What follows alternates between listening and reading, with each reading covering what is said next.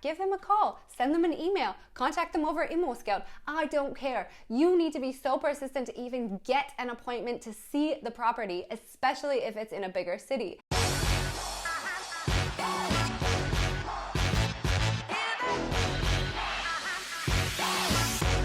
Hey guys, I'm Jenna. I'm a Canadian who's been living in Germany since 2014, and this video is actually a part 2 to a video that I had pre-recorded that actually ended up being over 40 minutes long. So I realized, okay, we need to cut them down, put them into 2 different segments, and then really be able to explain in depth how to actually find a successful property, which is part 1. This is part 2, which is actually going to be what you need to do in order to actually make that purchase. So the actual property handover, everything you're gonna have to pay, different fees that you're gonna need to have to know about, plus some extra tips that I've learned along the way that I think will be really, really helpful for your journey purchasing a home here in Germany as well.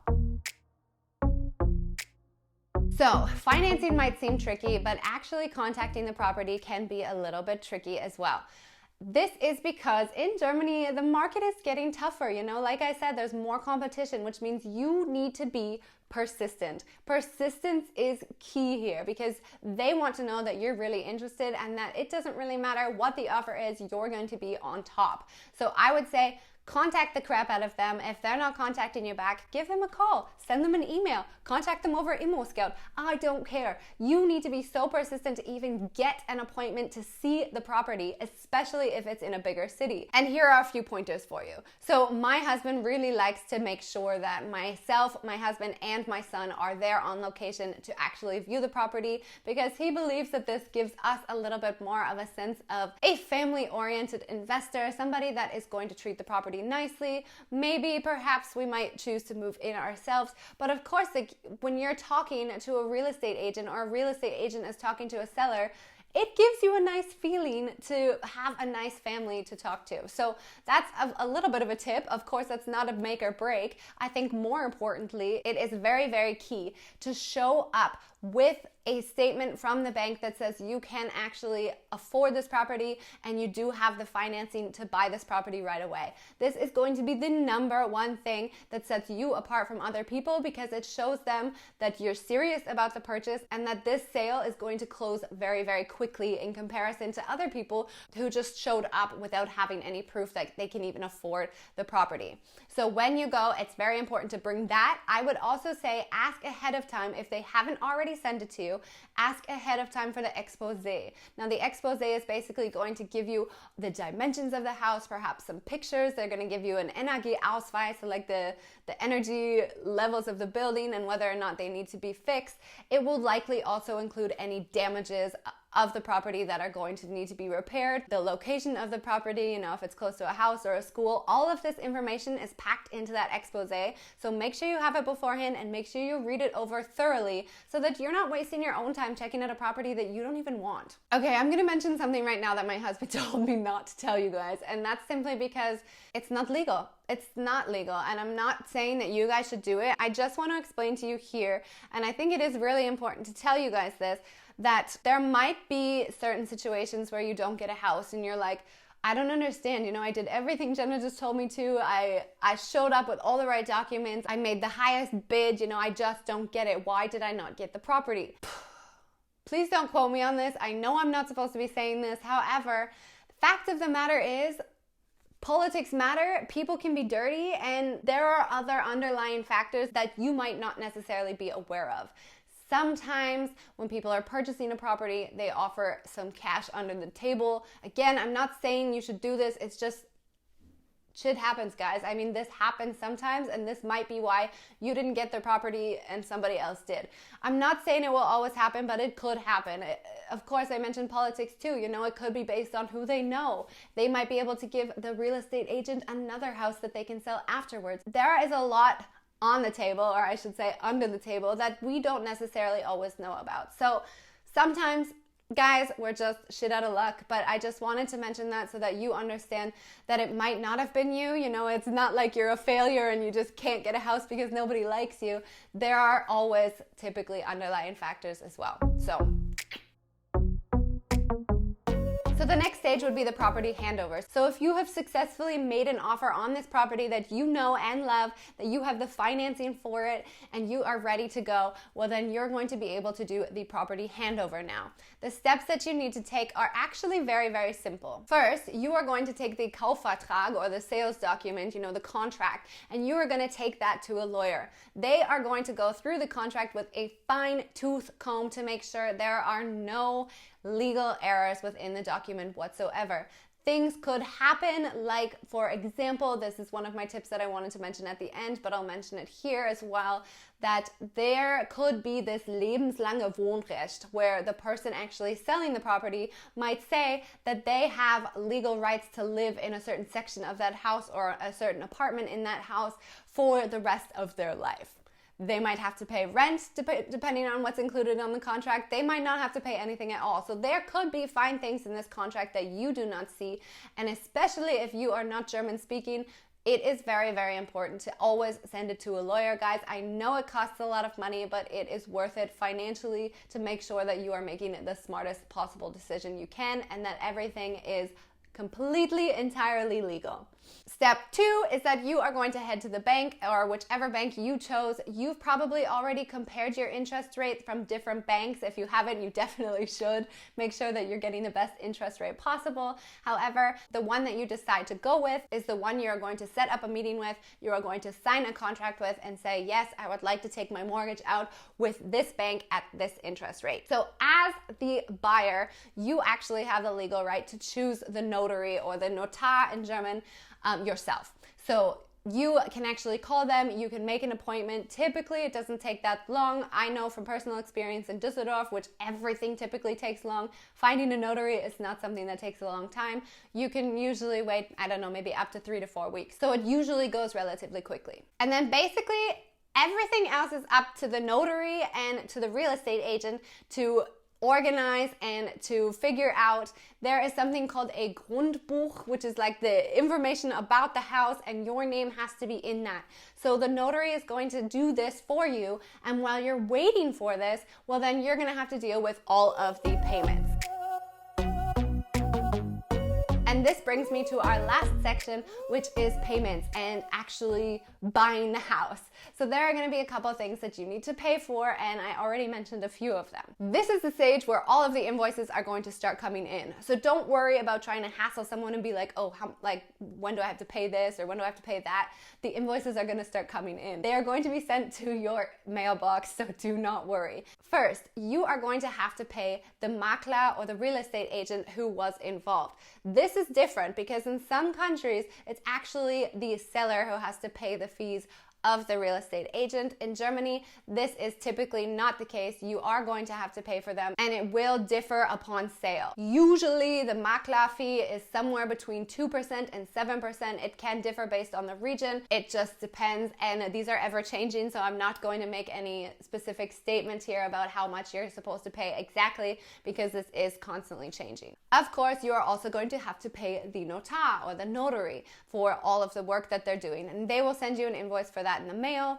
You are also going to have to pay the land transfer tax, which comes from the Finanzamt, so the tax office. The bank is going to be the one responsible to pay the seller in full. This is another thing that I wanted to mention because, for example, in America, I know it's a little bit different, where you actually can take the mortgage from the previous owner of that house and continue paying it off. In Germany, this is not the case. The seller actually has to pay off their mortgage in full with their bank, and then you need to pay with your bank the seller in full. So this is what your bank is going to be responsible for doing during this process. And then, of course, the last payment is that you are going to have to pay the Amtsgericht, the actual fee that it costs to get your name put in this Grundbuch, or the ownership of the actual property itself.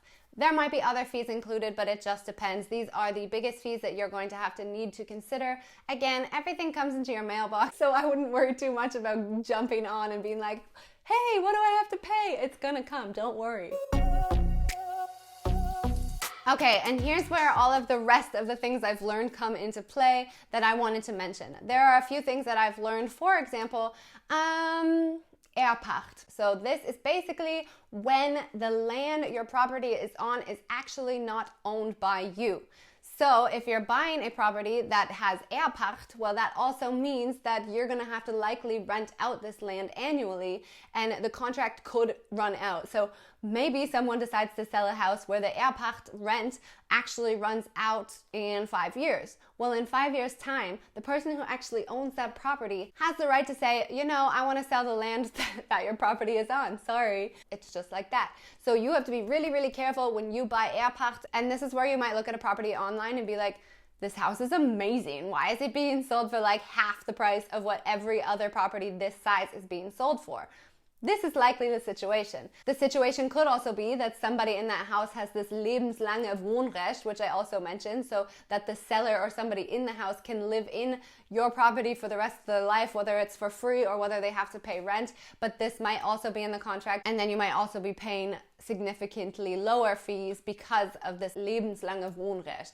Now, this is actually more common than you might realize, because people in Germany who are a little bit older, who want this money before they pass away, might say, okay, you know what, I'm going to sell the house now so that I have that money, but I'd like to live in this house for the rest of my days, which could be a couple years, could be 5, 10, but the thing is, you really never know. So if it's an investment property that you're not planning on living in, well, this might not be that big of a deal for you, actually. Another good thing to note is that when you go in and look at a house, the seller actually only has a legal right to let you know about the issues that cannot be seen from the naked eye. So for example, if there's a heating issue, or if there was any water damage, or if there's something within the bones of the walls that you can't see and that they know about. So that's the thing, they could not know about it, and then they're not held liable. But if they know about these damages, and if there's proof, you know, receipts of them trying to fix it or whatever in the documents, then they actually have to legally let you know about these issues. When I say that, it also means they don't have to really let you know about issues that are very visible. So if you go in and you see the water damage, well then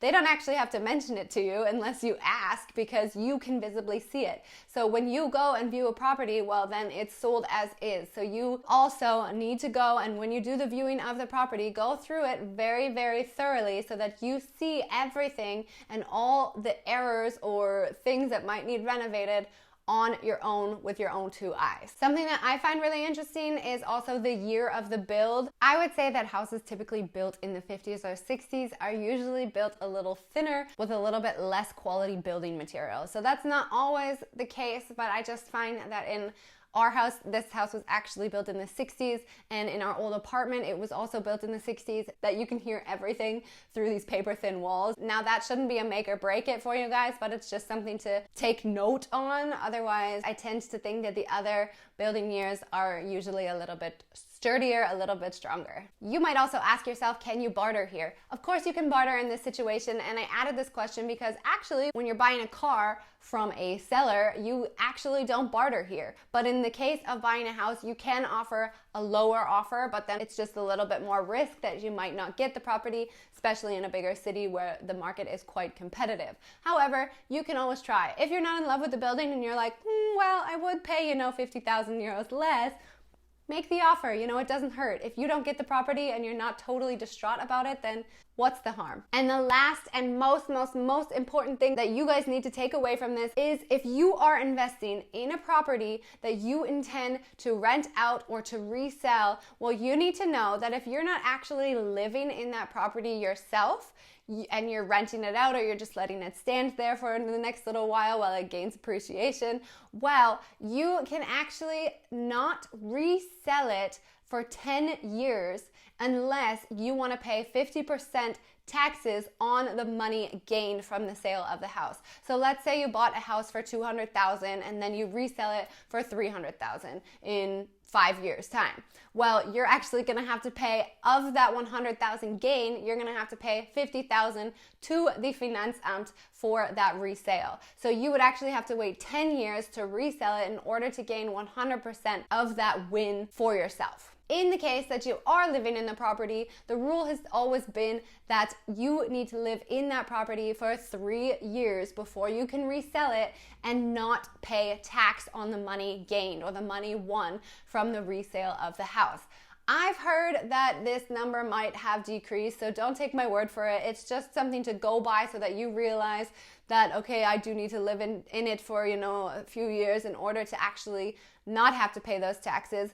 If you want an accurate number and this is a make or break it for you, just ask me, because I've been speaking to someone who is in conversation with their lawyer, and they mentioned that the rule might be 1.5 to 2 years now, so I just have to double check that. But nonetheless, I wanted to let you guys know that there is a rule in place. You can't just like flip a house, resell it, and then take the profit as your win. You do actually have to pay taxes on that unless you live in the property for a certain amount of time, or you are renting it out or letting it stand for a minimum of 10 years. So don't forget that when you're buying your house. So that is all. Again, if you haven't seen part 1, I will link it up here for you guys so that you can go check that out as well. If you're looking to learn about financing that property, finding that property, and how to actually properly contact a seller, you can find all that information over there on that one. Otherwise, I've also created a third video, which is a roundup of part 1 and part 2 that's a little bit shorter as well, if you're looking to save some time. So that's all for me. Vielen, vielen lieben Dank und wie immer, bis später.